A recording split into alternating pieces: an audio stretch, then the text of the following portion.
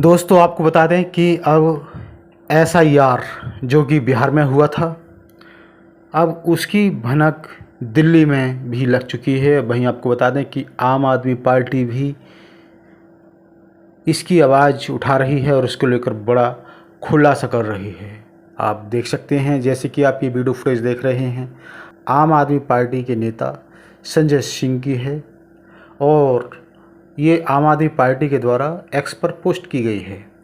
वो क्या लिख रहे हैं अपनी पोस्ट में, ये आपको बताते हैं। वो लिख रहे हैं कि चुनावी घोटाला कर बीजेपी जीत रही चुनाव, सबसे बड़ी ये टैगलाइन दी है। उसके बाद आगे लिख रहे हैं, दिल्ली में भी बीजेपी के कार्यकर्ताओं ने हज़ारों वोट कटवाए और फर्जी वोट जुड़वाए। वोट काटने के अलावा एसआईआर में एक और कैटेगरी बनाई गई है, नॉन रिकमेंडेड। इस कैटेगरी में जो 2 जगह के उदाहरण सामने आए हैं, 2 लाख मतदाताओं के वोट सीधे एसआईआर के जरिए काट दिए गए और 2,94,000 मतदाताओं को बीएलओ के द्वारा नॉन रिकमेंडेड कर दिया गया। इसलिए सुप्रीम कोर्ट में भी दलील दी गई है कि ये मामला 65 लाख वोट काटने का नहीं है, बल्कि 1 करोड़ से ज़्यादा वोट काटने का है। दोस्तों, आखिर ऐसा क्यों किया जा रहा है? ये वोट क्यों काटे जा रहे हैं? इसको किसी ना किसी दल को तो फ़ायदा होगा इससे, इसलिए शायद वोट काटने का ये काम किया जा रहा है, वो भी चुनाव आयोग के द्वारा। जो संस्था निष्पक्ष तरीके से चुनाव कराती है और पूरे देश की कमांड उसके हाथ में होती है चुनाव को लेकर, आज वही संस्था कहीं ना कहीं डगमगा रही है। और आपको बता दें, इस पर आम आदमी पार्टी के नेता संजय सिंह बोल रहे हैं वीडियो में। तो वो वीडियो में क्या बोल रहे हैं, आइए देखते हैं ये वीडियो। अब इसमें एक और नया खेल है जिसकी चर्चा मैं आज आपसे करना चाहता हूं। वो खेल है नॉट रिकमेंडेड। बिहार में एसआईआर के जरिए एक कैटेगरी बनाई गई है, नॉट रिकमेंडेड। अब ये नॉट रिकमेंडेड कैटेगरी क्या है, ये कहां से आई और इसका आधार क्या है, किसी को कुछ नहीं मालूम। 2 जिलों का उदाहरण सामने आया है, कई पत्रकारों के माध्यम से और कई बुद्धिजीवियों के माध्यम से, और उसमें क्या कहा गया है कि इस गहन पुनरीक्षण प्रक्रिया के जरिए, यानी कि एसआईआर के जरिए, दरभंगा डिस्ट्रिक्ट में जहां पर 30 लाख वोट थे उसको काट कर 28 लाख वोट कर दिया गया, यानी 2 लाख मतदाता एसआईआर के जरिए डिलीट कर दिए गए। अब बचे 28 लाख मतदाता।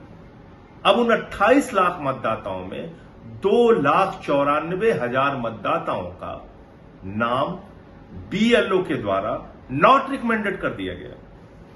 बात को समझिए, बूथ लेवल ऑफिसर जो लेखपाल होता है, जो स्कूल का टीचर होता है, या कोई और अधिक छोटे जो क्लास 3 के कर्मचारी होते हैं, उन्होंने नॉट रिकमेंडेड कैटेगरी में 2,94,000 वोट सिर्फ और सिर्फ दरभंगा जिले के रख दिए।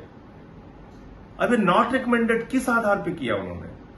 यानी कि एक बीएलओ कह रहा है कि संजय सिंह का नाम जुड़ना चाहिए, नहीं जुड़ना चाहिए, और हम रिकमेंड कर रहे हैं कि इनका नाम नहीं जुड़ना चाहिए।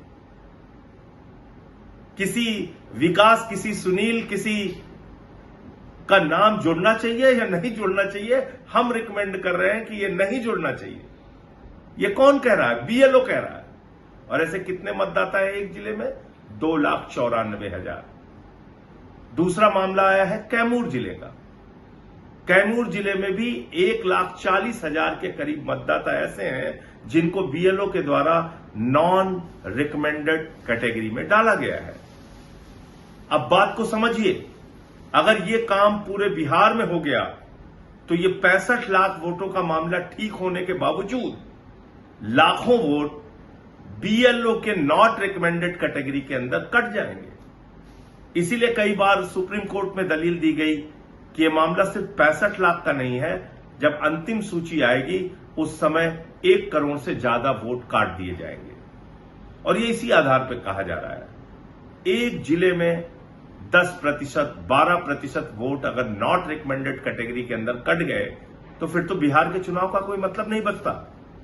और मैं समझता हूं कि माननीय सर्वोच्च न्यायालय इस बात का संज्ञान जरूर लेगा और सभी पॉलिटिकल पार्टीज जो इस मुद्दे को उठा रही हैं, एसआईआर का विरोध कर रही हैं और जिस प्रक्रिया के तहत लोगों के नाम काटे जा रहे हैं मनमाने ढंग से, उस पर आवाज उठा रही हैं, उनको अभी बहुत लड़ाई लड़नी है। अभी आधी लड़ाई जीती गई है, आधी लड़ाई बाकी है और आप कह सकते हैं कि आधे से ज्यादा लड़ाई बाकी है, क्योंकि ये नॉट रिकमेंडेड कैटेगरी कहां से आई और बीएलओ कैसे इसको नॉट रिकमेंडेड कर रहा है, ये तो किसी को पता नहीं। चुनाव आयोग बताने को तैयार नहीं। हम लोगों ने कभी भी सुना नहीं, जाना नहीं कि ये कौन सी कैटेगरी आ गई जो बीएलओ अपने आधार पे अपने अधिकार के तहत नॉट रिकमेंडेड कर रहा है वोटर्स को। कहीं ये वो वोट तो नहीं जो दलितों के हैं, पिछड़ों के हैं, शोषितों के हैं, जो अपना वोट दोबारा बनवा नहीं सकते, जो ज्यादातर वोट विपक्ष के खाते में जाते हैं। कहीं ऐसे वोट तो टारगेट करके नहीं काटे गए हैं, क्योंकि हमने दिल्ली में देखा अरविंद केजरीवाल जी की कॉन्स्टिट्यूएंसी में 42,000 वोट चुनाव शुरू होने से पहले डिलीट कर दिए गए और फिर वो नाम नहीं जुड़ पाए और केजरीवाल जी 4,000 वोटों से हार गए चुनाव और 42,000 वोट उनके यहां काट दिया गया। उनके ही विधानसभा क्षेत्र में एक एक केंद्रीय मंत्री के घर में मैंने स्वयं पकड़ा था और सार्वजनिक किया था, 33 vote, 35 vote, 22 vote, 25 vote, 15 vote ऐसे जुड़े थे, जिनके कोई पते एग्जिस्ट नहीं करते थे। ऐसे पतों पे 55 वोट जोड़े गए, कहीं गुमटी के पते पे, कहीं किसी जगह पे। इस प्रकार से वोट जोड़ के घपला किया गया दिल्ली के अंदर, बड़े पैमाने पे घपला किया गया। 14 कॉन्स्टिट्यूएंसीज में हमने पूरा चुनाव आयोग को एक आंकड़ा दिया था जिसमें हजारों हजार वोट भारतीय जनता पार्टी के कार्यकर्ताओं ने कटवाने के लिए एप्लीकेशन दी थी। तो आप समझ सकते हैं कि ये चुनावी घोटाला करके भारतीय जनता पार्टी राज्य दर राज्य चुनाव जीत रही है, देश का चुनाव जीत रही है। फिर हमारे चुनावी लोकतंत्र का क्या होगा, फिर हमारे वोट के अधिकार का क्या होगा, फिर इस देश के संविधान का क्या होगा। फिर तो सरकारें मनमाने ढंग से भारतीय जनता पार्टी की बनती जाएंगी, उनके गठबंधन की बनती जाएंगी। तो इसलिए अभी आधी लड़ाई माननीय सर्वोच्च न्यायालय के फैसले के कारण जीती गई है, जिसमें आधार को माना गया है कि अपना कार्ड दिखा के, आधार कार्ड दिखा के कोई भी अपने वोट जुड़वा सकता है।